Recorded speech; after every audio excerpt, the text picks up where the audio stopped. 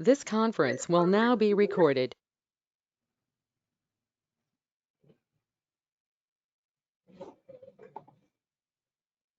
In the yesterday's class, we have started our Jenkins, right? We have launched our Jenkins, connected to it, and started working on the basic concept of a job, right? Like we have created the sample jobs and we have seen how it works, right? So let us connect to our Jenkins once again. This is the IP address of my Jenkins server, port 8080. Hit that on port 8080, and we have created a user for login at the beginning, like with the name as admin. So log into your Jenkins. Yeah, so these are the sample jobs we have created in the last session, right? Today let us proceed and see how to create real jobs. But before creating the build jobs, test jobs and so on, let us go through some of the administrative tasks of Jenkins, like creating users, allowing permissions to the users, right? Accessing the permissions to different users. So let us take up these concepts. See, all these things like installing some plugins on your Jenkins or else creating users, giving permissions, all of them will be taken care by someone called Jenkins administrator. Okay, Jenkins administrator is nothing but an user who will be given with all the permissions. Means he could be a DevOps person, okay, or else he could be a person from Ops team, a separate person who will be taking care of Jenkins. Generally, in a DevOps project, someone will be given this role who will be working on creating the roles, giving permissions to the users, creating the jobs, creating the plugins, like installing the plugins, all these administrative tasks, or else creating slave nodes. Okay, what are slave nodes? Will see. All this would be taken care by someone called Jenkins administrator. He could be a DevOps person. Okay, anyone in the project, he'll be given with all admin permissions. Here in my case, this admin user is a Jenkins admin. He has got all the permissions, right? He can install the plugins, he can create the slave nodes. So all the permissions he have got. So once you log in with the admin privileges or else as a Jenkins administrator, now yeah, he could create users, he could assign permissions to them and manage the team. Means imagine you may be a team of, let's say you are a team of 10 people, okay, in a DevOps project. Okay, which person should be working on which job, right? How to restrict permissions to this job, which job he should be able to access. All this comes under user management. Okay, first let us talk about this user management.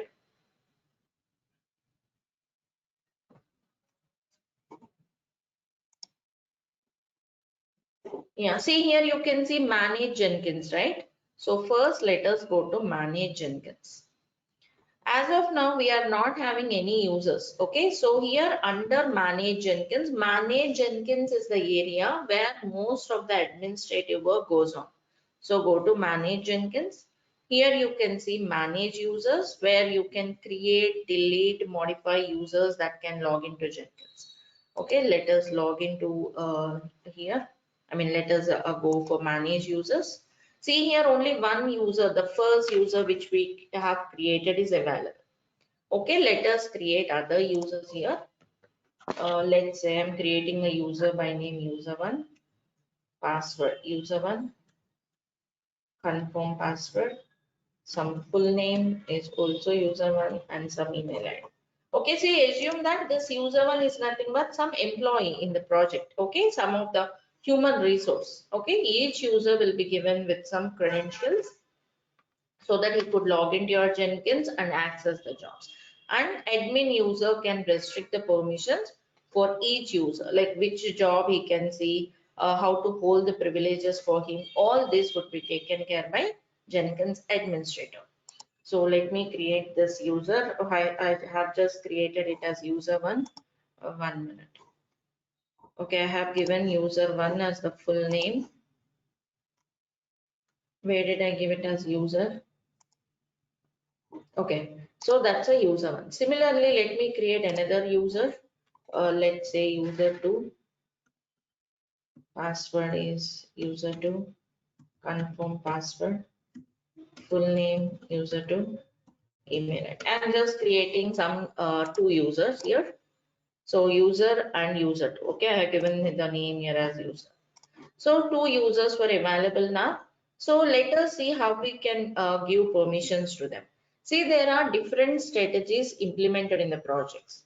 Means like you could implement the strategy like for a particular user, you could give, let's suppose I'm having two persons in the team, in a DevOps team, in a DevOps project. So one user, I can give permissions to monitor all the jobs. Monitor means only view the jobs, that's all. Other user can create it. So you could restrict the users and their permissions. Now that I have created a couple of users, you could just go here again to your manage Jenkins. Yeah, here you have under security, configure global security. See here, secure Jenkins. Define who is allowed to access and use the system. Okay, here you could set the permissions for the users. So let us go here.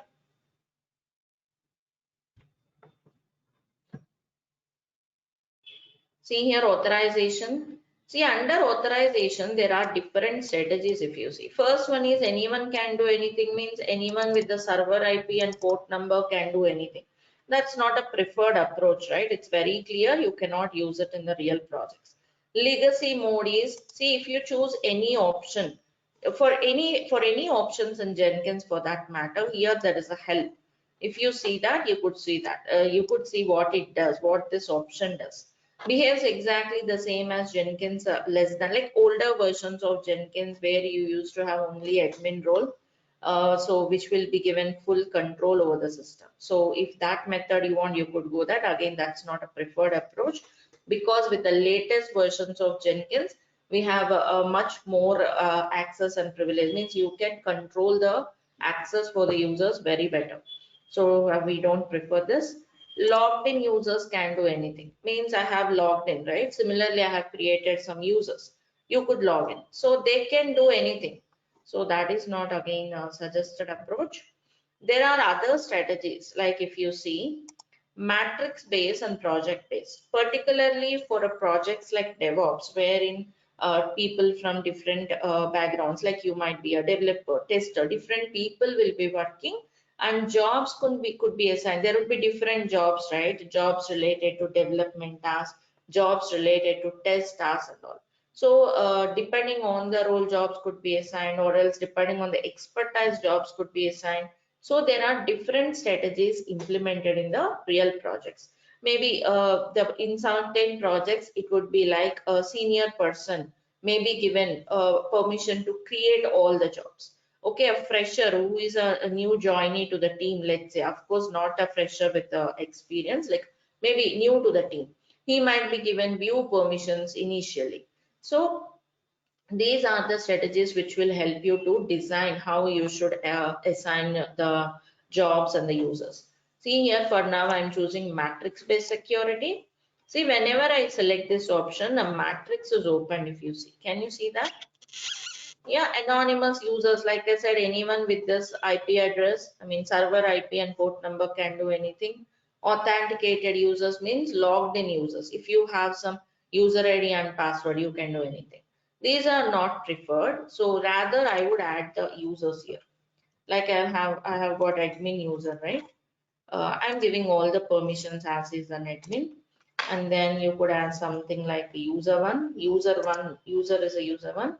So now let's suppose this user one is a new to the team. Okay, whether, see, if a person has to view the job, means first of all this read permission should be there. See, there are so many options.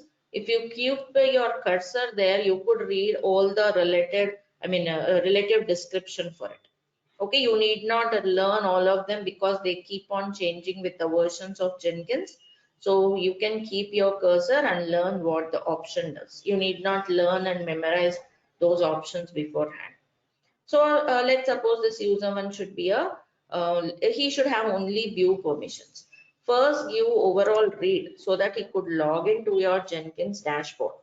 Then here, if you see under job again, I'm giving read permissions.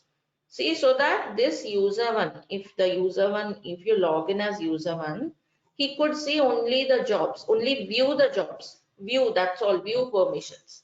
He cannot create, he cannot build and so on. Okay. Similarly, let me add the user I have, user 2. Okay, let's say this user 2, first of all, you should give all read permissions for anyone to check into the dashboard. Then this user 1 can delete, create, configure, build the jobs, cancel, build and so on. Right? So if you see here, user 1 is having the read permissions, user 2 is having create permissions of the jobs. So that's how you can manage users. See here I'm adding individual users. These are Jenkins users, means Jenkins application users. If you want, you can create some user groups on your Linux server. You could also add them here. Okay, you could also get the user base from Active Directory, LDAP or another resources also. See here different options are there. Right now we are using Jenkins own user database, means Jenkins application users. You could use all of them. Also like Active Directory, there are additional plugins. Once you install, you could see those options. Just understand, you can get your user base from different sources. Whatever be the source of your users, these are the strategies you can use to restrict the permissions for those users. Okay, right now I have created 2 users. Now, yeah, user 1 is having view permissions, user 2 is having create, like edit permissions. So let us check those permissions. Can I go off from the page? Understood all the configurations, everyone? Preeti, Yep. Yes. how can we make user 2 as admin? Sorry? Can we make user 2 as an admin? You can by selecting this, you can. Okay, here if you select, you get all the options there. Okay. Okay, but I just want him only read like view permissions, overall read. Agent means slaves, credentials. I'll show you credentials later. For now, only let me give job permissions. Okay, so source code management system. When you add, you get all this. For now, only yeah, these permissions. So let us save this. Let me log out as an admin and let me log in as some user 1.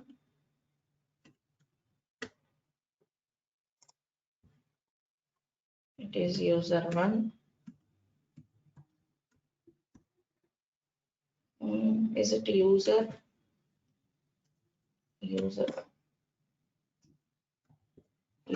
2? Okay, I'll show you user 1 also. So see, we are logged as an user 2. Okay, so see here, he don't have so many options. Do you notice that he cannot manage, he cannot go to manage Jenkins. So many options are missing here. And because he's user 2, I have given edit permissions.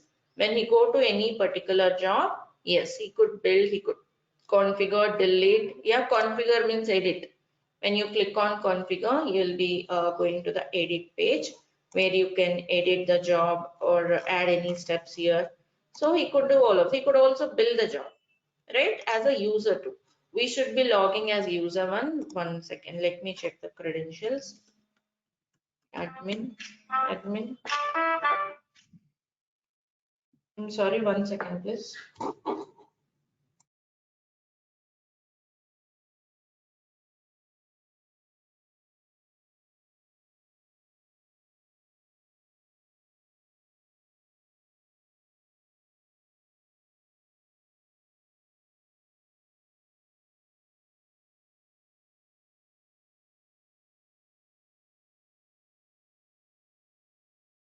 Hello. Can you all log into the webinar successfully, right? It was the same old link. Is the link changed? Like, are you facing any issue when you log in? No, Preeti. It was the same link. Please try the same link. It was working. Anyone faced the issue? I don't think so, right? Please try using the same link. Vinay, have you joined the class? Yeah, ma'am. Just now joined the class. All right. Actually, it was the same link. Link was not changed. Okay. Okay, ma'am. All right. So yeah, let me check the credentials we have used for our user. Manage users. User one. Configure. Full name is user1 at Gmail, and the password, it's all saved like this.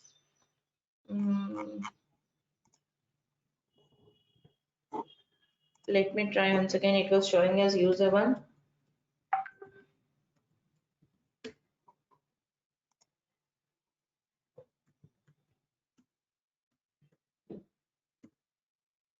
Okay, actually the credentials were user1 and user1. See, if you want to see the user details, like I have shown you yesterday, under var lib Jenkins, you have users directory where all these users will be created. Means a config file will be created for all these users.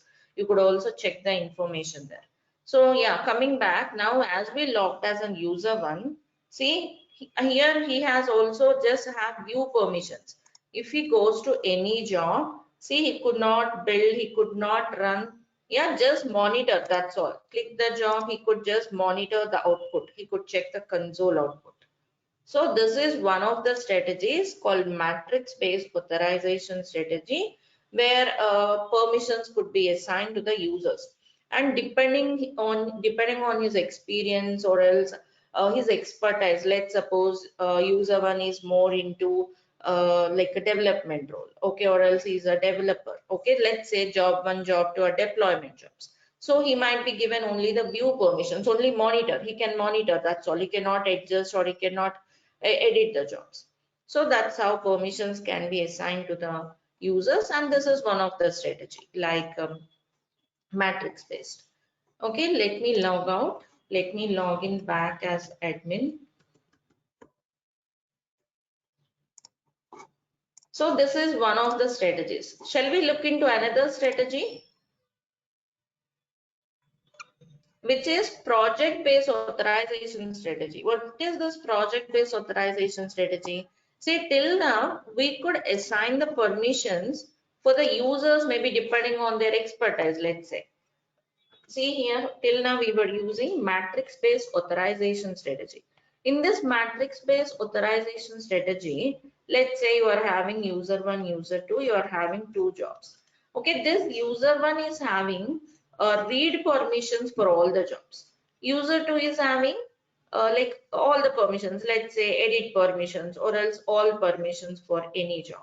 Means if you take a particular user, he was given same permissions to all the jobs. Let's say, like I said, depending on the experience, maybe jobs may be assigned, or else he was a new member to the team. This is how this strategy could be used. This is how you could give permissions to a newbie, right?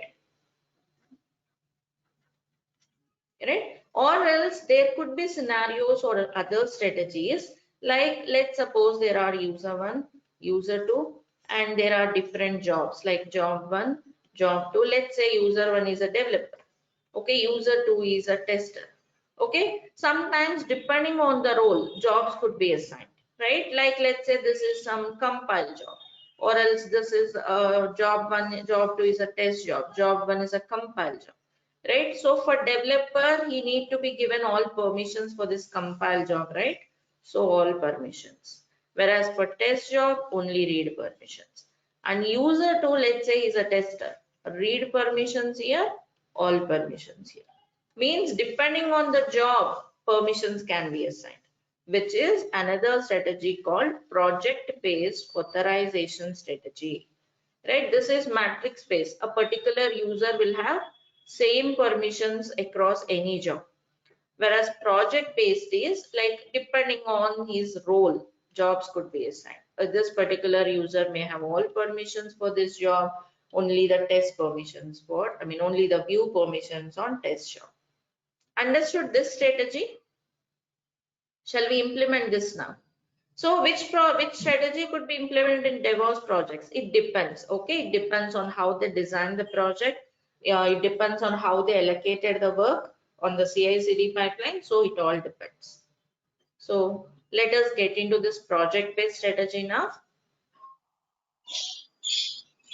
We anyway have got the users created. Let us add them to the matrix under global security again. Right now we were choosing this matrix based, right? Let us go for project based authorization strategy. Right here, let us add some users. First, I'm adding user admin to give all permissions for him. Now, let us add other users. And yeah, let's suppose, see here you have to give, these are like global permissions. Okay, whatever permissions you give here will be applicable for all the jobs. So for user one, overall read permissions is a must so that he can just first view the jobs. Okay, so overall read I have given. Then let me add user 2 as well. User 2 also I'm giving overall read here. That's all. Means overall job permissions. Let's suppose, okay, for both of them I want to give build permissions on the jobs. You can give here. Means whatever permissions you give here will be applicable for all the jobs. Okay, but job specific permissions, how do you give that? Means let's say user 1 should have like edit permissions for job 1. The same user should have only view permissions on job 2. These permissions will give on each specific job. That is what is project based or job based matrix. Okay, job based authorization strategy. Okay, now let us go to the each job configuration page and restrict the permissions there. Let me save this here. Global permissions which are for any job. First of all, I have given view permissions for any job. Now let us go to the job, like a job 1, configure, build, under general section, under the first section you have something called enable project based security. And here, yeah, you could add the users to give him all the permissions. I'm anyway adding admin user to give him all the permissions for this job also. Now let's say user 1. Okay, actually it's not a user 1, it's a user. I have given the name as user. Okay, so now this user 1 should have read permissions. Let's say delete, configure, cancel, build, all the permissions for the job, right? So I'm giving all the permissions for him, for user. Let me add user 2 here. User 2 should have only read permissions. Let's say job read permission, that's it. Okay, that's all. Understood everyone? So project based authorization strategy means you could assign permissions for each job. You will give the global permissions under the global security, and here job specific permissions for different users. Let's save this. Let us also go to job 2. Here also enable project based authorization strategy. Let me add the user admin first. And now user 1. Okay, now he should have only read permissions here, no other permissions. Let me add user 2. He should have build, cancel, delete, configure, of course read permissions on the jobs. Okay, clear with the configurations, clear with the settings we have given. Understood the configurations, everyone? Just vice versa. For job 1, it is vice versa. Like user 1 is having all permissions on job 1 and only read permissions on job 2. Right? So let us save them. Let us log out, log in as user 1.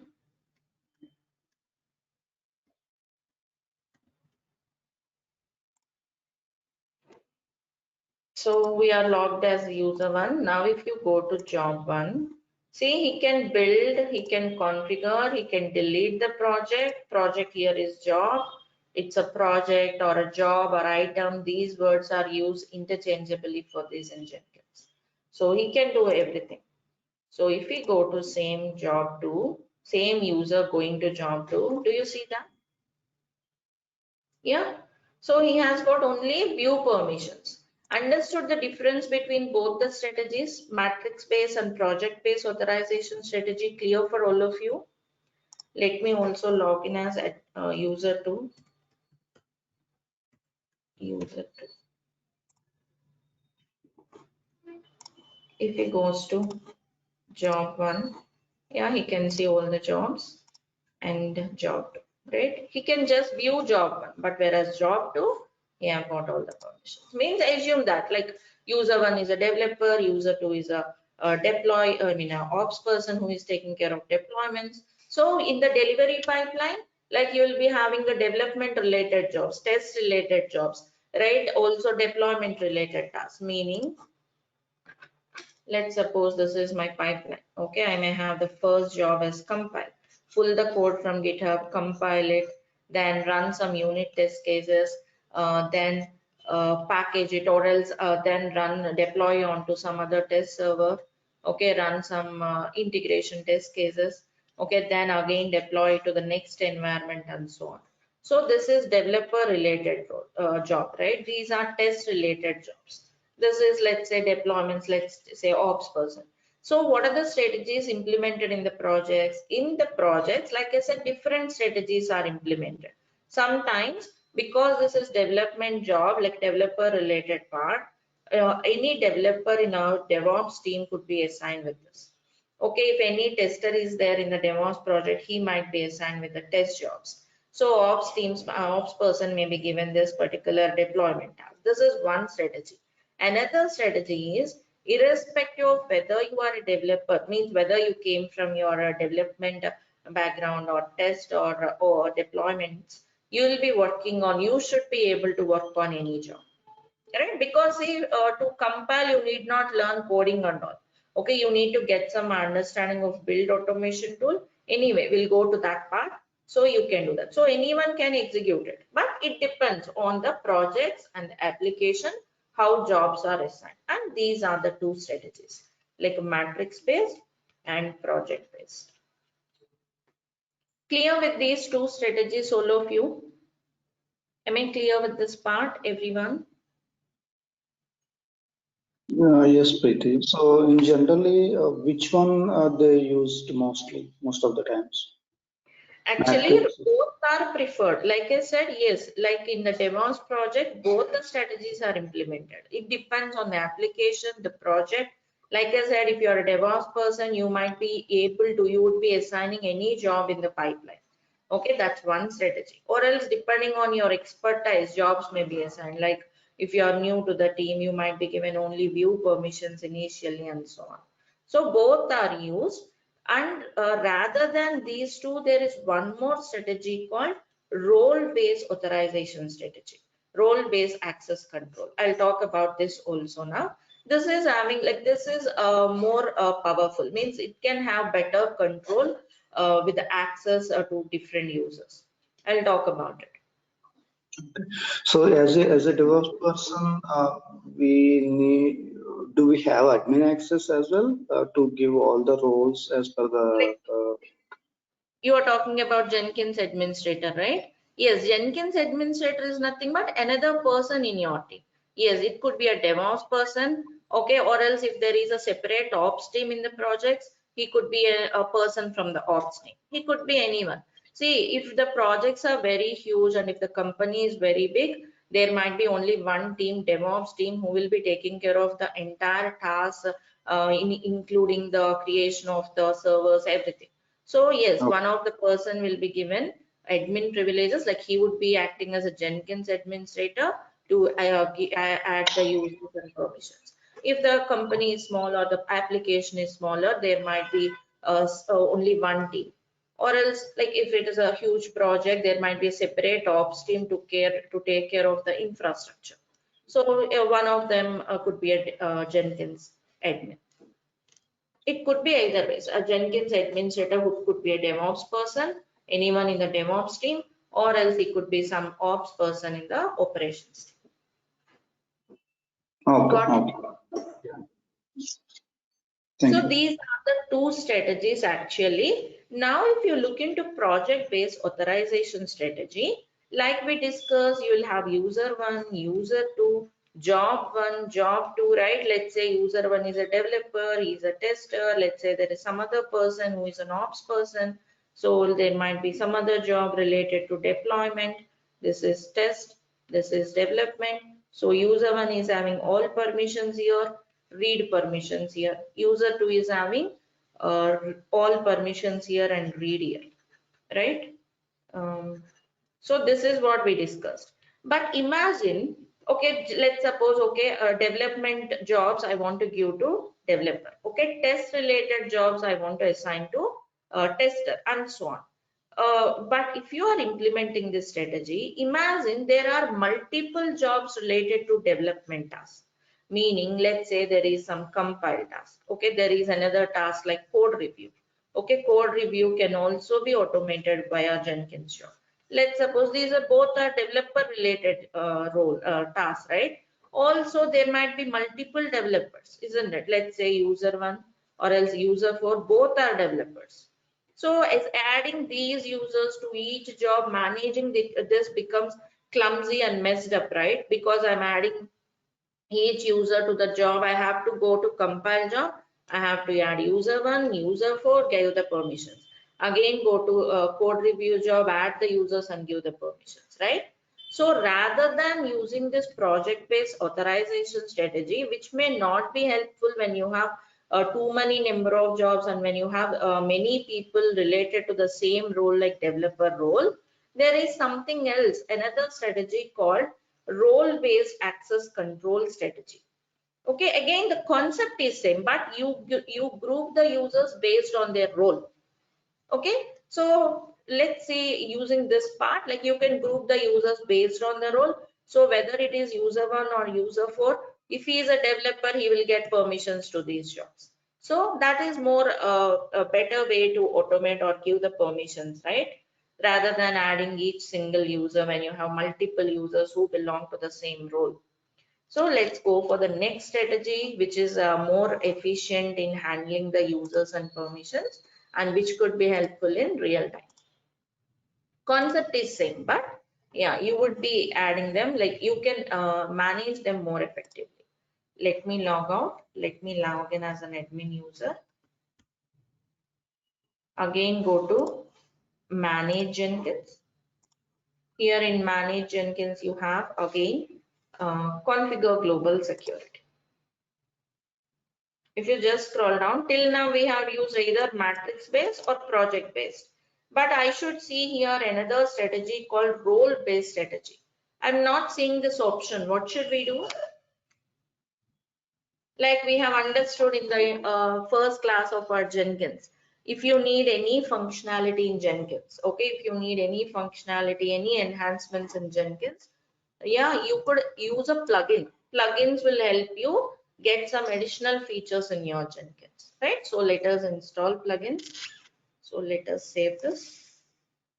Again, under manage Jenkins, all this can be handled by Jenkins administrator. See, there is an option called manage plugins.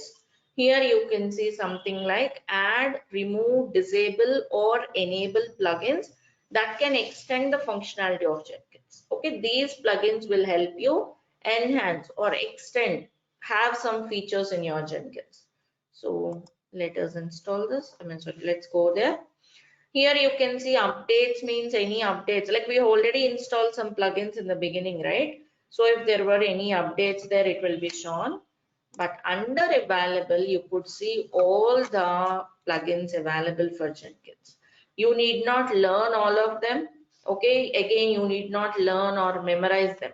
Then how do you know which plugin is there and what do you need? Suppose, let's say you want to generate some test reports for Selenium. You are having some test job, you want to just have some Selenium reports. You don't know which plugin is there. Just search for with that particular tool or with the particular API or a framework, whatever it is.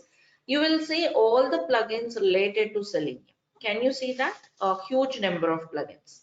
You can click on a particular plugin to see how that works. See plugin official documentation. This plugin requires Jenkins to run under Java 8 or later versions.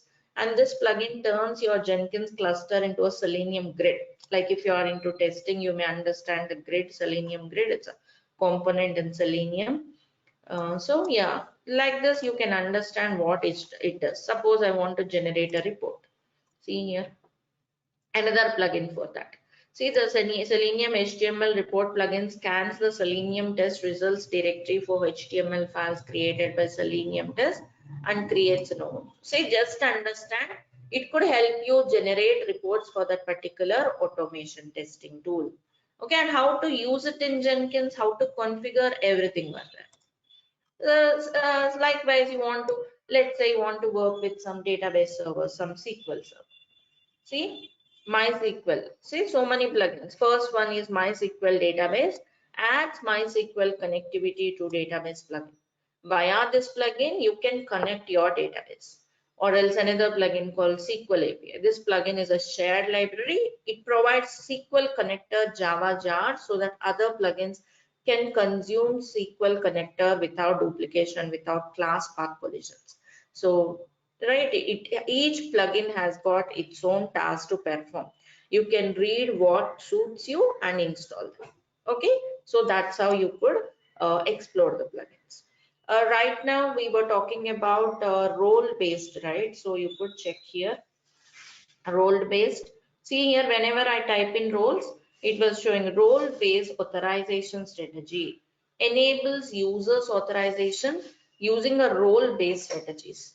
Roles can be defined globally or for particular jobs or not selected by regular expressions. Okay, you could use this plugin to define your roles for the jobs. Install this without restart means you could install the plugin without restarting Jenkins also, because already some jobs might be running there. Without disturbing them, you can install them. But certain plugins may need a system restart. So in that case, you could go for install with restart.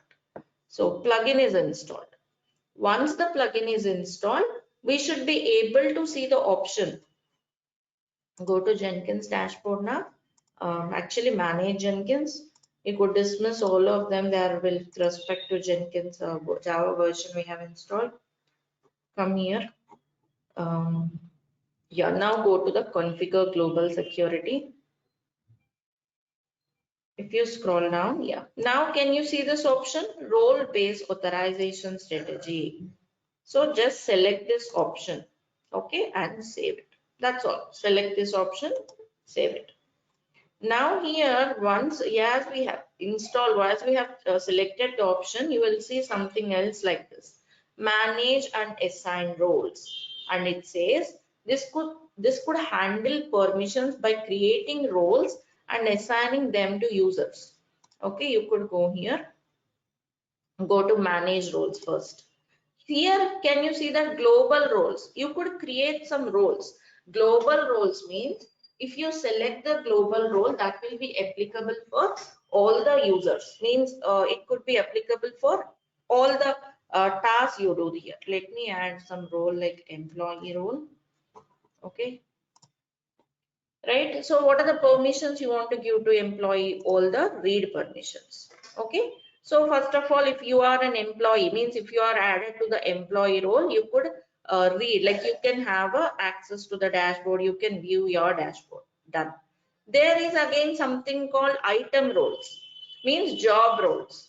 Let me add here some role like a developer role.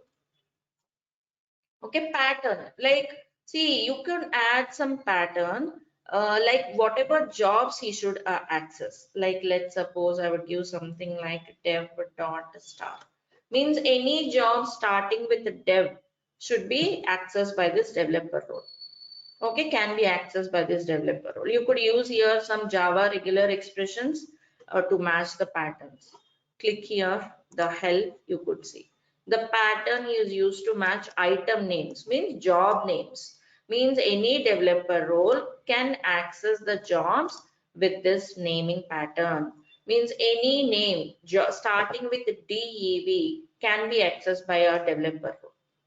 Right, see here, this means that the permissions you are assigning to this role will only be valid for an item having a name matching this pattern. Okay, so let us add this. See, now what permissions you want to give to the developer role? Like depending on the role, let's suppose for the jobs I want to give him build permissions. For which jobs? For all the development related jobs. Got the difference between project based strategy and this one? Yeah. So all the build permissions, cancel permissions, configure, create, delete, read, and so on, right? I'm giving these permissions here. Okay, so for all development related jobs, developer should have these permissions. Okay, let me add another user, another role, tester role, and he should be having access to all the jobs which starts with a test, right? So let me add them. Yeah, I would like to give him also all the permissions, like he can build, cancel, configure, create, delete, read, also workspace access. Workspace I'll show you in some time once we create the jobs. Workspace is nothing but a directory which user can use. I'll show you, Arvind. I'll tell you what we'll do with the global. I'll tell you. First, these were added, right? Node roles means slaves. Okay, we didn't get into slave set, so I'm not adding this. That's all for now. So what you have to do is, these are like employees. Developers, testers are employees. Okay, you could add them here. Under global roles, we have added employee role, right? Similarly, add here developer. Okay. Give him, sorry, our users we should add. One second.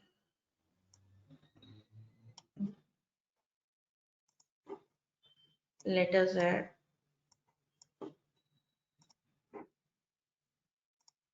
What are the different roles that we can search, Preeti?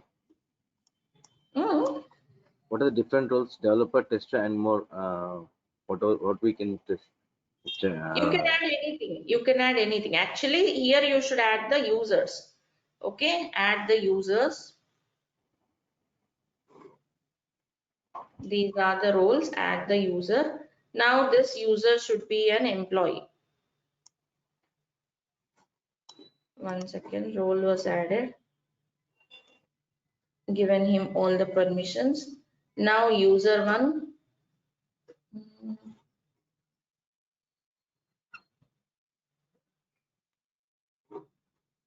Sorry, once just add here employee, that's all. These should be added under the assigning the roles.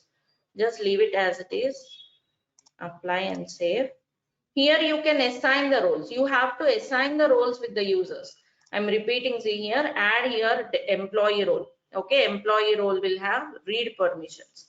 Okay, and here I have added some roles for the jobs like developer role and then the tester role. Okay, just come out of this. Go to assign roles. We need to assign the roles here. See here, all the roles you could see here. Do you see that developer role, employee role? Yeah, now here you could add the users like user one, whatever users we have. We have got user one. He should be a developer, let's say. Okay, now user two. He should be a tester. Haven't we added tester? 1 minute. Manage roles, developer and tester. We have added both of them. Let us add the role here also. Give him all the read permissions. Okay. Now we should see the role. Yes. Now let us add this user to add him, and user 2 should have all the permissions like a tester. Understood here? First, I have created the roles. Okay, the roles are like employee role, tester role, and developer role. These roles are specific, whether the global permissions or else you have a developer permission and test permissions. So for an admin, I have given all the admin privileges. Okay, for user one, I have given admin roles. For the global, better we add employee role.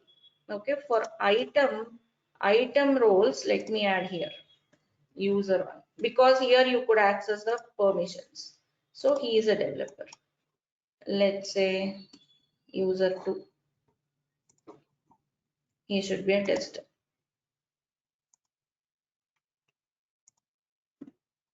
Actually, it's a user. I have given the name as user.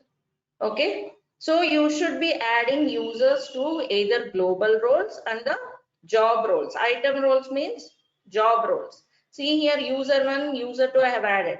What global permissions I have given? I have given permissions as employee, right? Employee is having read permissions. So for all the jobs, user 1, user 2 will have read permissions. Okay, and the same user 1, user 2, like user 1 will be working as a developer, user 2 as a tester. 1 second.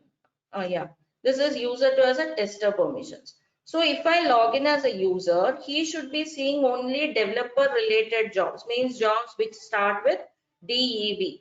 User 2 should be seeing all the jobs which will be starting with test. That's how we have configured. Understood the roles here? Understood everyone? Preeti, I have a doubt. Yes, please. Uh, if we give developer and tester and item roles, why should we give the same in global roles as well? Like is Which like one? Global roles. yeah. Global roles is first of all to see the jobs. Okay, first of all to provide him view permissions. Okay. Okay, and which jobs he could see? He I want the user one to see only developer related. Here we are filtering the jobs. Job roles, item roles means job roles means you are filtering the jobs for the particular user.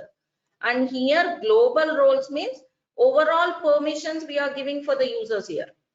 Okay, user 1, user 2 are first of all employees, right? He should have view permissions first of all. So that I have assigned under global roles by assigning him employee role. Okay, and again this user 1, he's an employee, but he's an employee, but he's also a developer, right? Tester, developers, these are all employees only. So particular role I'm assigning here. So if I log in as user 1, I would be seeing all the jobs, only developer jobs, and tester should be seeing only the test jobs. But they're all employees. They should have overall permissions. That part we have handled here. Got it, Arvind? Just do one thing. You don't give overall permissions here and log in as user 1. You cannot see the jobs. Okay, only when you log in with both the permissions, global and item permissions, like item roles and global roles, you could see the user logged into the particular role. Let me log in once. Let me show you. It should be clear. I'm saying this here. Now, if you just come here, first let me create some job related to development. Let's say this is dev project 1. Okay, it's a freestyle project. Save this. Okay, let's save this. I'm not adding anything here. Let me also create one more job, test project 1. Okay, freestyle. Let us save this. So now I am having so many jobs. As an admin user, I have logged in and I'm seeing so many jobs here, right? Dev job 1, job 1, job 2, dev test project 1. Let me log out. Let us log in as user. User is nothing but user 1. Can you see that? Yeah, he has got overall read permissions, okay, for only jobs related to dev. That's a filtering the jobs. Understood this? Yeah. And Yes, please. if you log out and log in as user 2, because he's a tester, he's an employee first of all, and he's a tester, right? See this. Understood the difference and got it, all of you?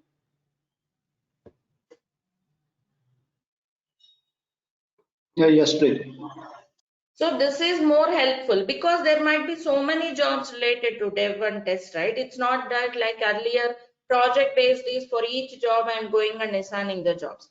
Rather than that, this method will help you access the jobs better, like you can assign the permissions better rather than handling individual jobs, right? You might be having again multiple jobs.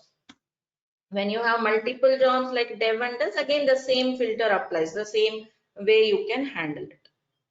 right? When I'm logged as an admin, I'm seeing all of them, right? So out of all this, role-based authorization strategy, the last method I have shown you will be helpful very much. And yeah, there are also projects like only depending on their expertise, jobs may be assigned. So both the strategies works, but whenever if you are going to assign the jobs depending on the role, this strategy using the plugin will be more helpful, right? So yeah, we have seen plugin installation. Similarly, like we have installed this role-based access control plugin, we'll be installing many other plugins as we go by. Like we'll be installing some plugins for report generation, some plugins for running Ansible playbooks, for building a Docker images via Jenkins and so on. So, but you got an idea, right? How to install a plugin and what it does. So this is the this is about user management and plugins. And yeah, we can step into the our pipeline, but before that there is a one more small miscellaneous concept. Let me show you. See, in your pipeline, like whenever you are building your delivery pipeline, which may have a couple of jobs, it's very important to always know what is happening for each job, isn't it?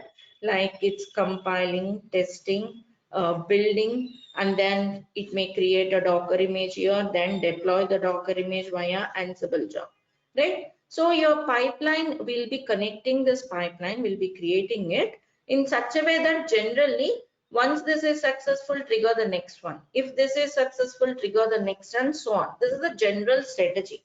Suppose what happens if any particular job is failed. Your pipeline may be terminated in that case because we are proceeding on success of the previous job. So if this is failure, it will terminate here, right? So, so your pipeline may be terminated, deployment may be stopped. So immediately you could set your job to trigger a notification. Yes, Jenkins jobs can trigger the email notifications. But of course, you have to configure. You need to have an SMTP server configured, add it so that your jobs could trigger the emails. Okay, here we don't have our own SMTP server. Companies will have their own SMTP server. They can use it to trigger. Here I'll show you the configurations. It may not work because I'll be using Gmail SMTP server. But let me show you like how you could add these notifications configuration. It's very important, right? Whenever it is failure, if it is triggering notifications to the respective team, let's say a build job failed, okay, code build failed, okay, it will trigger notifications. You could set to whom it should trigger a notification. Let's say it is triggering notification to developer, right? So yeah, they know, okay, they can see there is some error, build error is there, some runtime error, they could fix the code, again push the code to GitHub. And we will create a pipeline in such a way that whenever there is a commit, it should trigger the pipeline and the pipeline should start immediately. Yeah. So let us see this. Again, under manage Jenkins, go to configure system. Here you can have all the global settings and paths.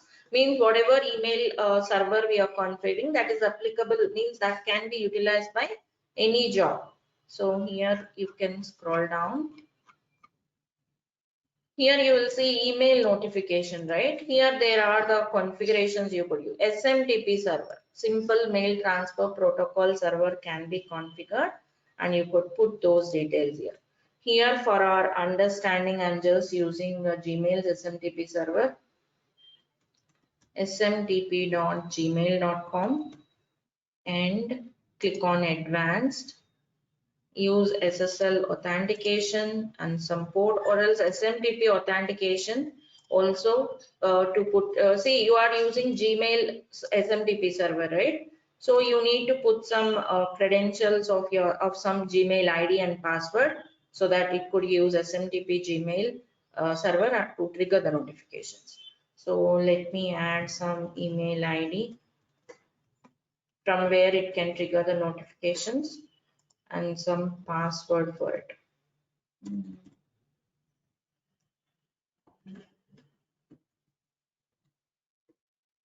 So the port That's a default SMTP port 465 generally. You could also give 587 for it.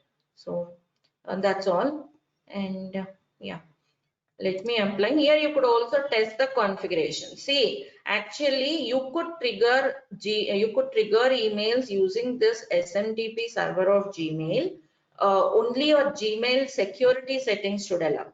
Means for you to trigger the email successfully, you should disable the two-step notification. Nowadays we are enabling two-step verification for our email, right?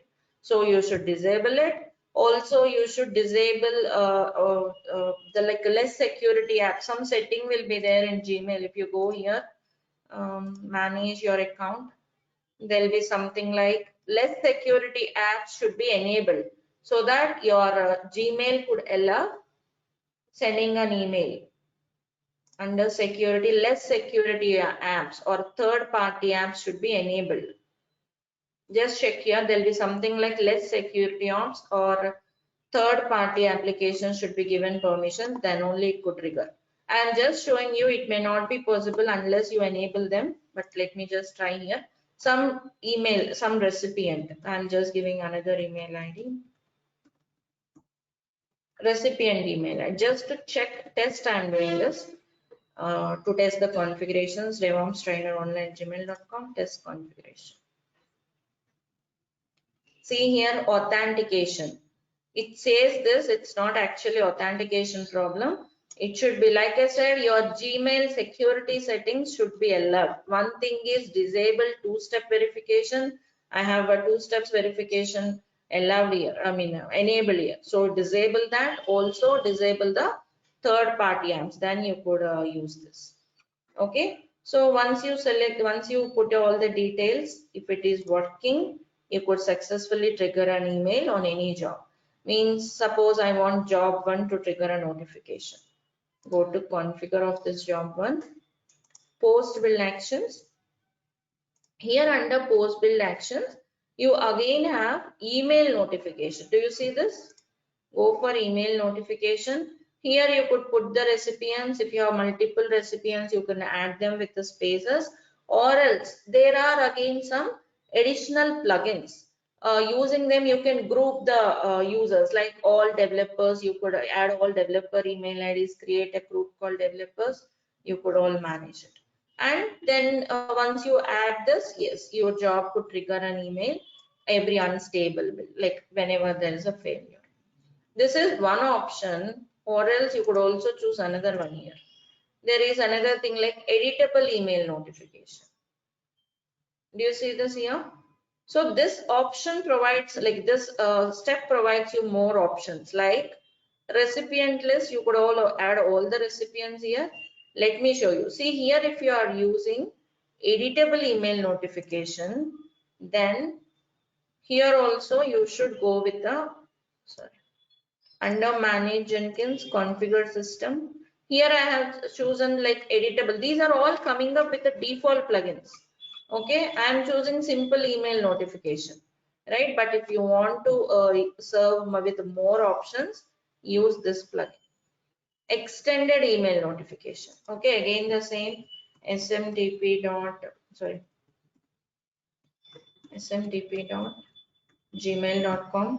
So SMTP port, you could leave the default port 25, also fine.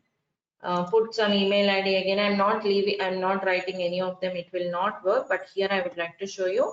See, default recipients. Here also you could add all the recipients if you want, and reply to list if you want, and if you want to exclude any recipients, and subject of your email. Means this plugin is offering more inputs. The extended email notification is more flexible, so that you could configure the subject of your email, recipient list and all. Whereas this plugin, direct, like simple email notification, will not provide you with those options. So it all depends what are the inputs you are seeing. It depends on the plugins you are using. So you could go for it, which provides you flexible enough to modify the subject of your email ID. Default subject is like $project name, $bill number, $bill status. What are all this? See, project name means job name, bill number, like you could run the same job multiple times, right? So if you want to attach that build number, build status, okay? These are all Jenkins environment variables which are available by default. Where you could see all the environment variables, I'll show you. So if you want, yeah, you could leave the subject as it is, or else if you want, you can modify it. Similarly, content of your email, all this you could configure here. Okay, anyway, just come back, configure. So if you are choosing this here again, editable email notification, recipient list, I have already added under global settings. So yeah, you could use all of them, default subject, default content. Of course, if you want, you could also modify it, but that will be applicable only for job one. But if you set this default subject, default content under global settings, they can be used for any other job. Got it, all of you? Understood the difference, the global way to set the configurations and the job specific configurations? So here again, the most important part here is advanced settings. Here you could add a trigger. Means when should you trigger an email? For the old plugin, you don't have these options. But here you can choose when to trigger an email. If you want to trigger an email always, or a first failure or second failure or any failure, you could set the trigger. Generally, we'll choose on failures, any failures. Okay, but here I'm just writing always. Anyway, it will not trigger for me because I didn't add the details and my Gmail will not allow. And recipient list, if you want, you could add them. Also, you could add multiple triggers, like always trigger to the recipient list who are developers. And only when failure, let's say you want to trigger to other group like developer group. Let's say recipient list is some testers group. You could also do that, right? I'm just saving them. And if you build it, because I have choose a trigger always, it should be showing you like it has triggered. See here.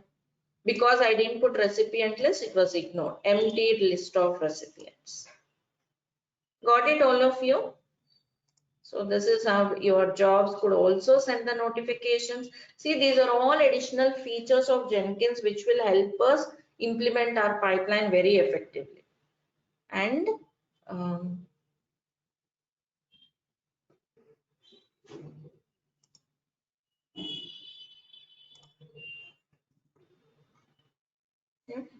yeah, see here you could also attach the build log if you want, so that with the email you could see the build log attached, right?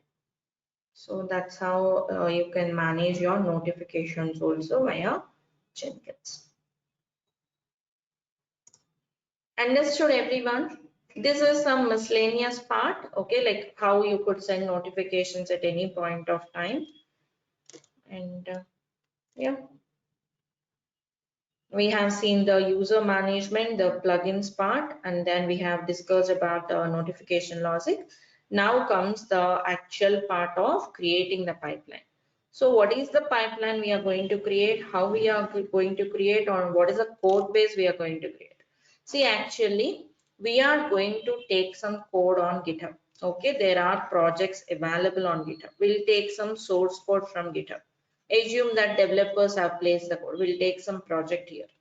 Okay, now let us assume developers have placed this code on GitHub.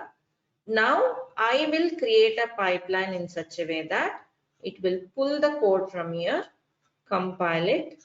Okay, and yeah, this code may also have unit test cases. What is unit testing and all we'll discuss. So run those test cases and then package it. Okay, package it means a ready to be deployable file will be created, then pack into a Docker image. So this is all the one we are going to create. It's going to be really interesting. Today we have seen all like in and arounds of Jenkins, like managing users kind of. But yeah, this is the actual concept we need to work on. Right, so yeah, I'll be creating compile job, unit test job, package job and all. Before creating them, first let us understand what each job does. See, like I said, I'm going to use some project on GitHub, and this is a Java project. Okay, it's available on GitHub. Now I'll pull the code and compile it. First, let us talk about what is meant by compiling. What is meant by compiling the code?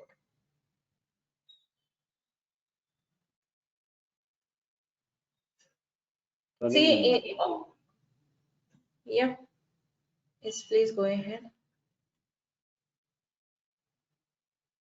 Like source code will be placed on GitHub, right? You'll pull that, compile it, means source code can be converted into some executable code.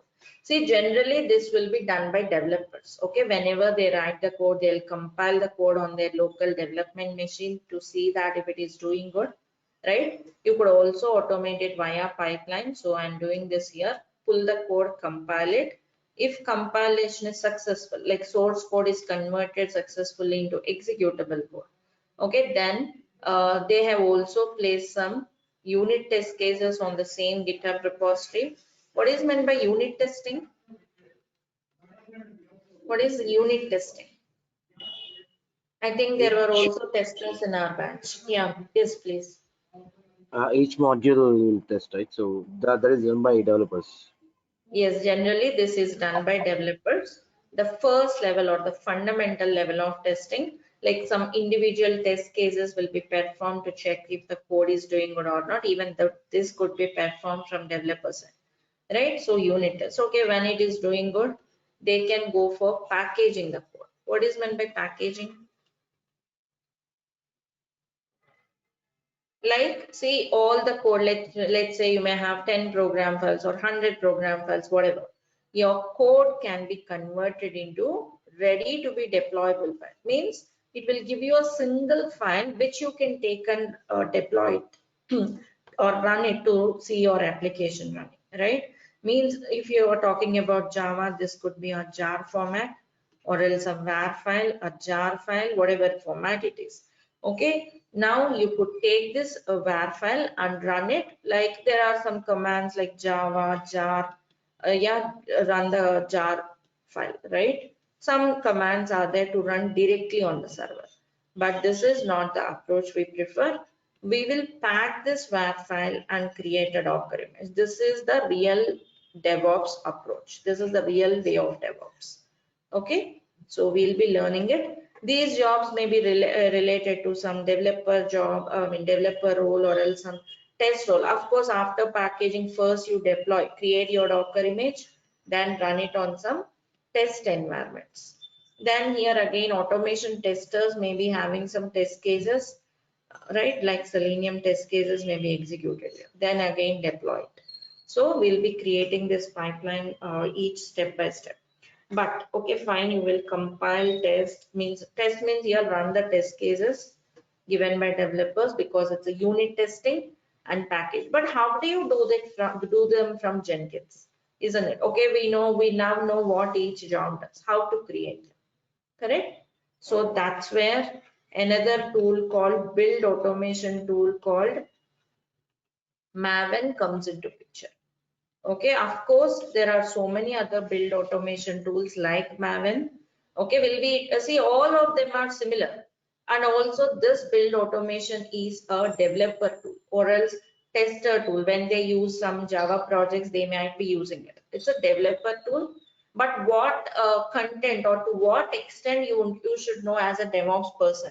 So we'll be going through that, right? From the DevOps perspective to what extent you should know about this build automation tool. We'll going through that part and then we'll start creating the pipeline. From here, we shall take up tomorrow. Any questions if you have in this part, please you can put your queries. You might be doing some hands-on, right?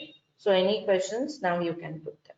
Tomorrow, we shall talk about this build automation tool, like how you work with any other projects, not only with Java, with any project you can work in a similar fashion. How is it? What are the similarities? Where comes the differences? Tomorrow, we shall discuss this in detail. So now, Madam, yes, yes, please. while I'm doing hands-on, in command git bash prompt will be there, madam. Default Hmm. prompt. Hmm. It was erased. It After will. that, I tried to exit or close it, won't work. How should I get back that prompt? What happened when you are? Default prompt will be there, no, ma'am. Del at the Hmm. rate desktop. Git bash. Yeah, ma'am. That prompt has deleted. Somehow it was erased while I'm doing Prompt hands-on. And after that, it's showing an arrow mark at the side. exit. Do exit. Yeah, ma'am. I tried clear also, but it won't come. After that, I closed the entire application and I Hmm. started again. You have to use Twitter, column and queue. Problem. Ma'am, can you please show?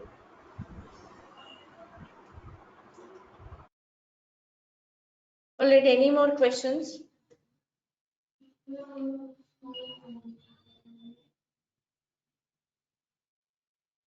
Small dot actually.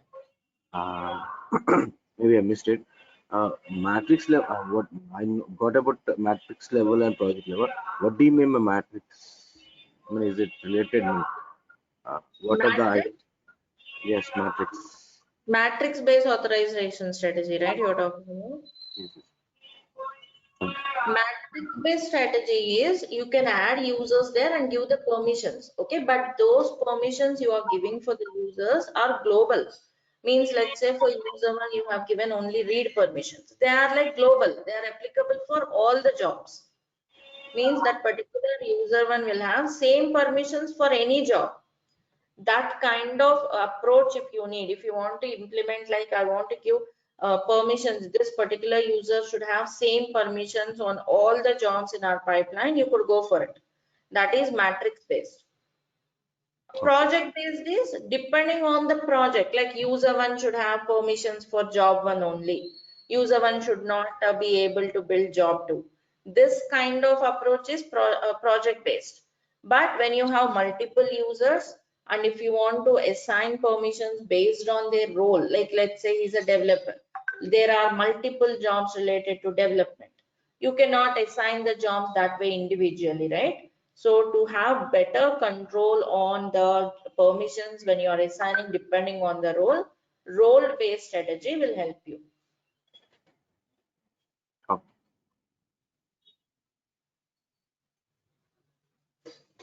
thank I'll you. update either actually Jenkins, most of the things till now what we did are from the UI, right? So there is no document for this. You can watch the recording and do that.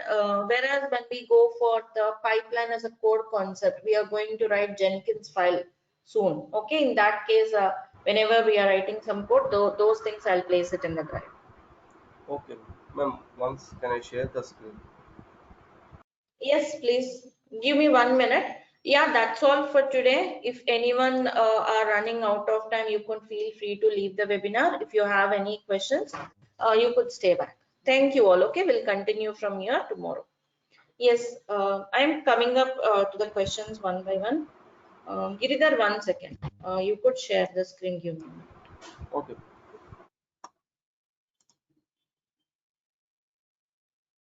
Regarding which error? Is it the Uh, same?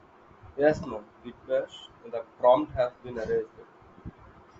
How should we get back the prompt? Default prompt. 1 minute. I'll make you the presenter. Give me a second.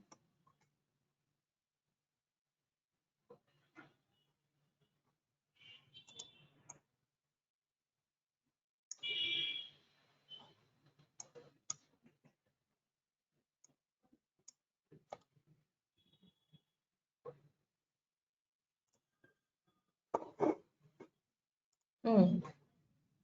Yes, you can share the screen.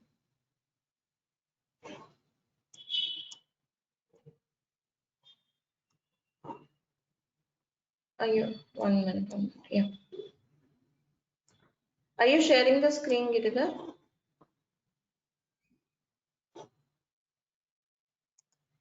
Hello? Hello?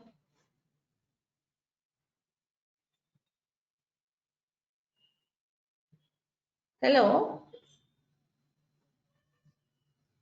Are you sharing the screen? Yeah, yeah, ma'am. 1 minute. Okay, okay, okay.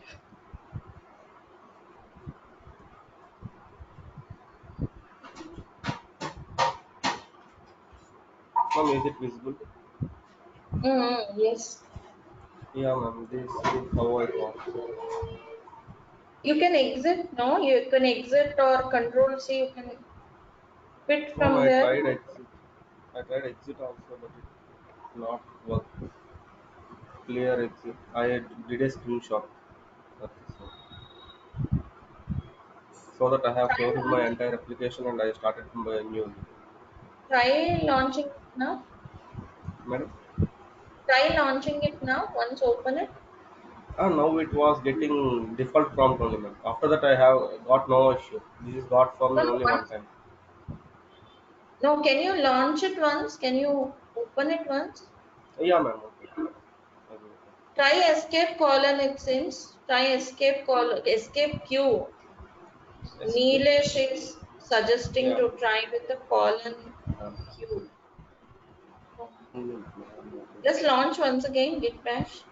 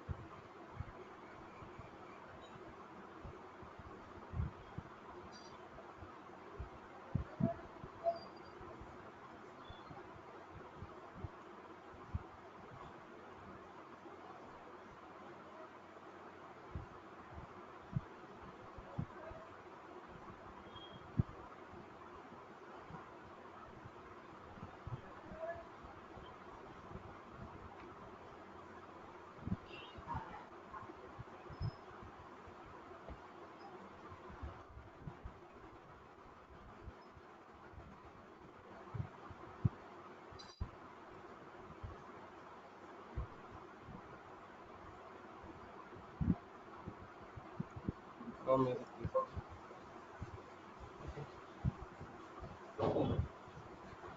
Just type in enter.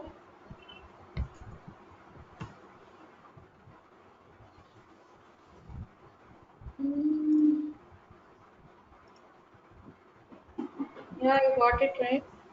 Now, yeah, ma'am. While I was opening the application, it was getting. In middle of that, I Okay. somehow it was erased just for one time only. After that, I did not got any issue. Just for your knowledge, I'm asking how to get back this prompt. Fine right now. Yeah, ma'am. Okay, next question from Aravind. Thank you, Giridhar. Let me share my screen now.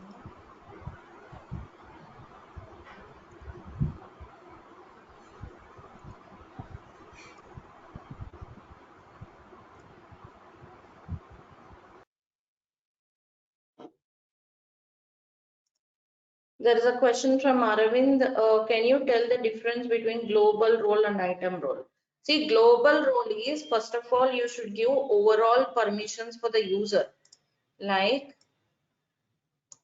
see here, let me go to manage Jenkins once again. Manage and assign the roles. Okay. See, this is where you have the question, right? Like your question is like user one we have added. Of course, it should be user. He should be Preeti, just a minute. user. My actual doubt was why are we adding developer and tester in both global roles and item roles? Like two Item roles columns. is, see here, global role is first of all to give overall permissions for this user. Means for this user one, first of all, he should be an employee. He should see the Jenkins dashboard, right? That's why I have given employee permissions here. Okay, I have given him first of all employee role. Under employee, which category he falls into, whether he's a developer or a tester or he's a DBA or an admin, who is he? So then I have added this user one as a developer. Okay, what happens if you don't give global role? Shall I delete this global role for user 2? I'm deleting this employee role. Okay, let me save it.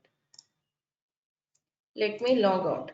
If you try to log in as a user 2, see here, user 2 is missing overall read permission. It's a global role is like overall permissions for Jenkins. First of all, to check the dashboard. Then which jobs he should see. That control we are doing through item role. Got it now, Arvind, or still any question there? Yes, I got it. But can you go back to the previous page? Okay. As an admin? Yes, yes, as an admin. Okay. Hmm. Manage Jenkins. Yes. This one or this one? Assigning Manage. role. Manage roles. No, no, no, assigned roles is fine. Assigned roles. Sorry, assigned Assign role. roles. Yes, yes. Okay. Hmm. And suppose if I select developer for user one in global roles 1 minute. Developer. for user Okay. one. Developer for this one. Okay. Yes. Hmm. So what And if I permission? uncheck, yeah. Hmm. And If if I you uncheck select. the Okay, please go employee, ahead. and If if I you. suppose uncheck the employee column, and will Okay. he be able to log in? Let's see. See, here, what is the developer permissions? First of all, you can check here under manage roles. First of all, developer permission is he will be seeing all the jobs related to development and he could read the job. Now we have given only developer permissions. We have deleted employee permissions. Overall permissions we have deleted, right? Okay. For which user we have done that? User one. For user one. Okay, user one is now a developer, is not an employee anymore. Is a user one. Oh, sorry, it's a name is user.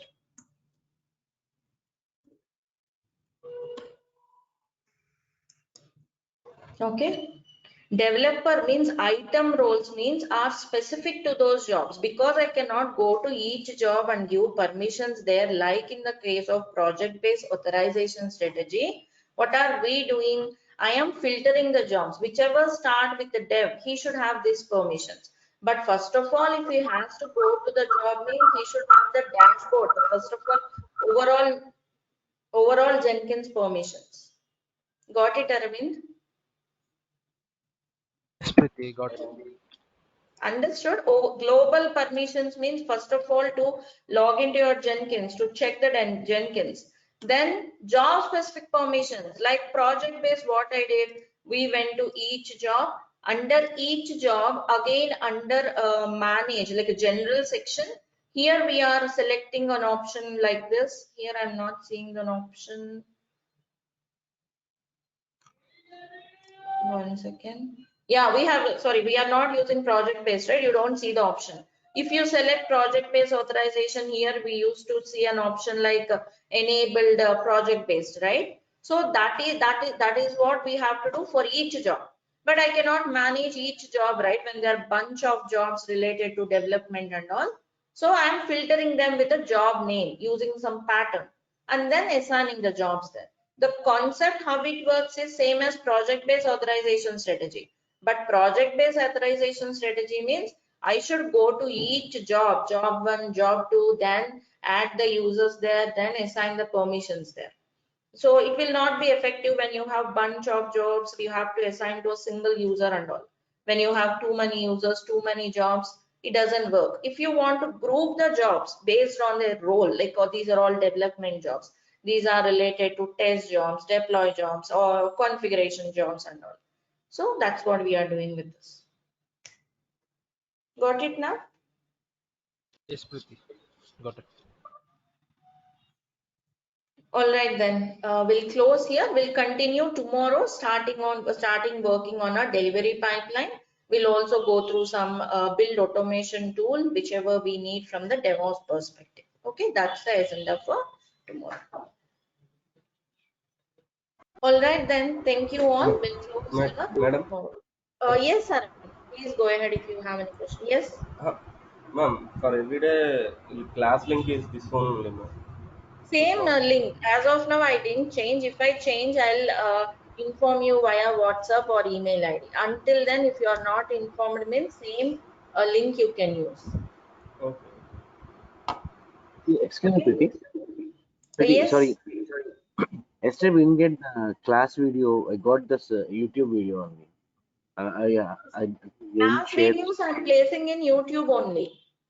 Okay, so you're not sharing this. I'm sharing the same video in YouTube. Via YouTube, I'm sharing the same video. So I that's didn't have why. yesterday. I didn't have access to yesterday's video. I mean, till now I didn't use YouTube. Till now I use those videos that you have sent. Yesterday I tried Okay. to use the YouTube, but I didn't get a permissions. Permissions is denied it. I guess. I'll add it, Rakesh. Please put your email ID here. I think you are having, like, I'm having 2 email IDs of yours. There might be some confusion. Just let Okay. me know, okay? Your email I'll ID which I should give access, just put the email ID. ping right now. Okay, Arvind's question is, every time I push or pull, it keeps asking me with username and password. Are you doing it in Windows or on Linux server, Arvind? Okay, on Linux machine, yes, it will prompt you to, you can avoid that prompt. You can avoid that prompt with the commands. I'll place the commands here. You could just store your credentials so that it will not prompt you over and over. You have to enable the config store so that your credentials will be stored. Let me share you the commands.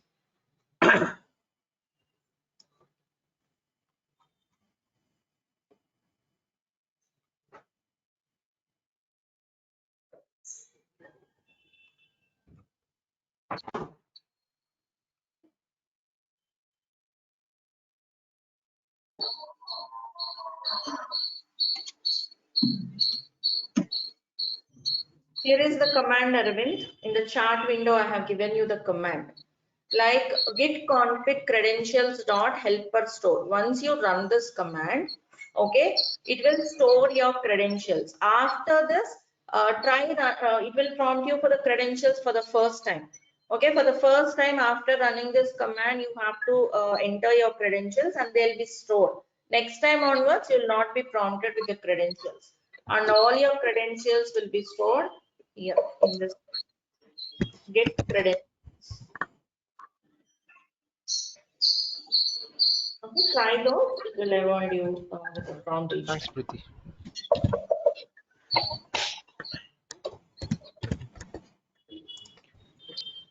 All right, then I'll give you access for the videos and the documents, Rakesh. Check it out after the class, okay? Preeti, one small question if you have time. Yes, sure. Please, Vamsi, tell me. Preeti, I'm just hearing about GitHub and GitLab as well nowadays. Can you just, if you have knowledge on that, GitLab, Yeah. can you? Both are same. Like it's a GitHub, like how we worked with GitHub, the same way you work with a GitLab also. It is also like it works like a remote repository where you can host your local repository. Everything is same. The URL will be changed. It's almost same. Like you are running git clone, the URL of GitHub, right? Almost the concepts will be same. You can just go to gitlab.com, create a free account, and like we are pushing to GitHub, you could also try that. There is no much differences between both. Okay. Just first go to gitlab.com and check it out. Create a free account. Okay. Just try to push there and let me know. Use the same commands. Okay. Same commands. Both are like online management systems where you can host your repositories. See here, this is your GitLab. See, you can just create a free account here and try to push. It just works similar. The same code from our Git, like we are pushing, you can do to GitLab repositories. Everything is same. Only the URL will be different. Just try one. Is this new one or any enhancements on this? No, like both are similar.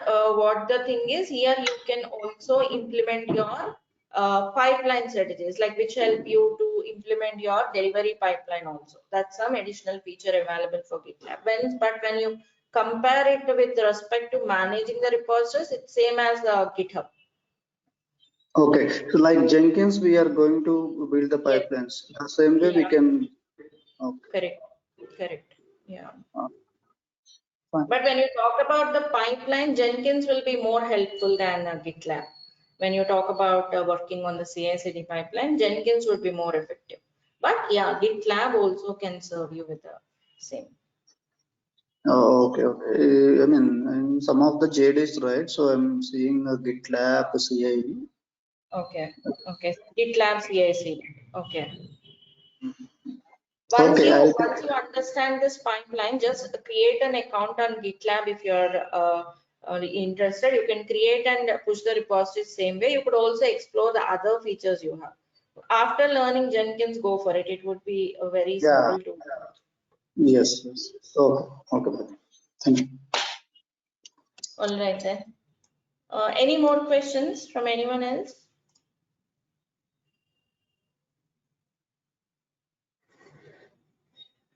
All right then. Bye everyone. Have a great day. See you all tomorrow. Thank you all.